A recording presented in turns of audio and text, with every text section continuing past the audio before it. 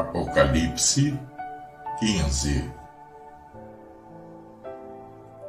Vi no céu ainda outro sinal, grande e admirável. 7 anjos que tinham as 7 últimas pragas, porque nelas é consumada a ira de Deus. E vi como que um mar de vidro misturado com fogo, os que tinham vencido a besta e a sua imagem, e o número do seu nome, estavam em pé junto ao mar de vidro, e tinham harpas de Deus,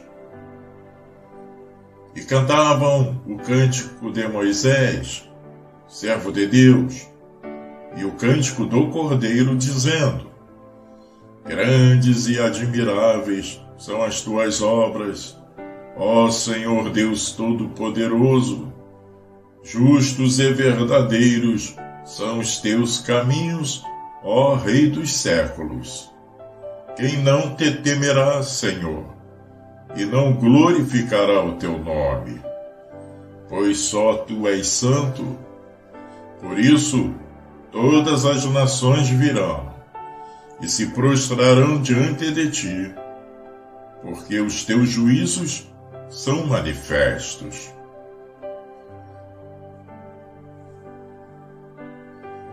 Depois disto, olhei, e abriu-se o santuário do tabernáculo do testemunho no céu. E saíram do santuário os 7 anjos que tinham as 7 pragas, vestidos de linho puro e resplandecente, e cingidos à altura do peito com cintos de ouro. Um dos 4 seres viventes deu aos 7 anjos 7 taças de ouro, cheias da ira do Deus que vive pelos séculos dos séculos. E o santuário se encheu de fumaça pela glória de Deus e pelo seu poder, e ninguém podia entrar no santuário, enquanto não se consumassem as 7 pragas dos 7 anjos. Comentário no 15º capítulo do livro de Apocalipse. Foi mostrado a João como o anticristo deve ser destruído, e por quais etapas essa destruição deve ser realizada. A visão das 7 taças.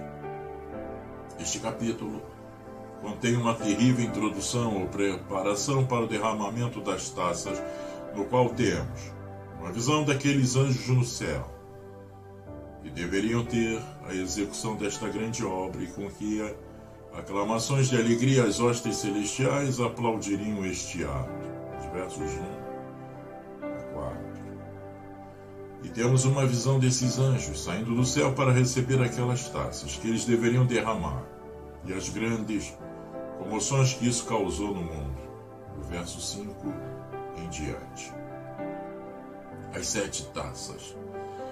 Aqui temos os preparativos para o derramamento das 7 taças, que foram comprometidos com 7 anjos. E observe como esses anjos apareceram ao apóstolo no céu. Foi de uma maneira maravilhosa, e por conta disso, o trabalho que eles tiveram que fazer, que era terminar a destruição do anticristo, Deus estava prestes a derramar suas 7 últimas pragas sobre esse interesse. E à medida que os pecados de Babilônia fossem completados, eles agora deveriam encontrar toda a medida da sua ira vingativa.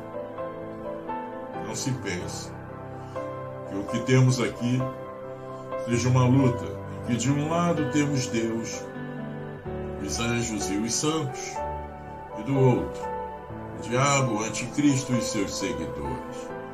Na verdade, Deus está apenas revelando o que ocorrerá quando ele desarraigar a impiedade da terra de uma forma final, e para que Cristo e os santos assumam o comando em todas as coisas de forma plena e total. espectadores e testemunhas dessa vitória estavam sobre um mar de vidro, representando este mundo, como alguns pensam, uma coisa quebradiça, que será quebrada em pedaços, ou como outros, a aliança do Evangelho, aludindo ao mar de bronze no templo, no qual os sacerdotes deveriam se lavar. Os fiéis servos de Deus permanecem no fundamento da justiça de Cristo. Parece haver uma alusão ao cântico de Moisés, no qual eles exaltam a grandeza das obras de Deus e a justiça e a verdade dos seus caminhos, tanto na libertação do seu povo, quanto na destruição dos seus inimigos. Eles se regozijarão na esperança e na perspectiva que tinham disso, apesar de ainda não ter sido cumprida. Eles convocam todas as nações a renderem a Deus o temor, a glória e a adoração devidos a tal descoberta de sua verdade e justiça. Quem não te temerá? Eles dizem. Observe como esses anjos apareceram, saindo do céu para executar sua comissão. O templo do tabernáculo, do testemunho no céu, foi aberto. Aqui está uma alusão ao mais santo de todo o tabernáculo e templo, onde estava o propiciatório, cobrindo a arca do testemunho, onde o sumo sacerdote fazia intercessão e Deus se comunicava com seu povo e ouvia suas orações. Agora, com isso, como é mencionado aqui, podemos entender que nos julgamentos que Deus estava cumprindo as profecias e promessas de sua palavra e aliança, que sempre existiam antes e às quais ele estava sempre atento. Que neste trabalho ele estava respondendo às orações do povo que foram oferecidas a ele por seu grande sumo sacerdote. Que ele estava aqui vingando a disputa de seu próprio Filho e nosso Salvador Jesus Cristo, cujos ofícios e autoridade haviam sido usurpados, seu nome desonrado e os grandes desígnios de sua morte, antagonizados pelo anticristo e seus seguidores.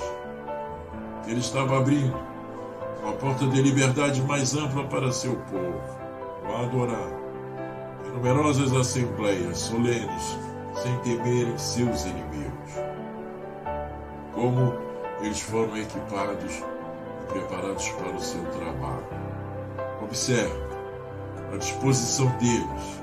Eles estavam vestidos com linho puro e branco, e seus seios cingidos com cinturões dourados.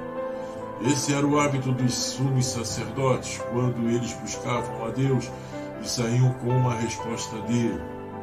Isso mostrou que esses anjos estavam agindo em todas as coisas sob a nomeação e direção divina e que iam preparar um sacrifício ao Senhor, chamado Ceia do Grande Deus, como se vê no capítulo 19 e 17.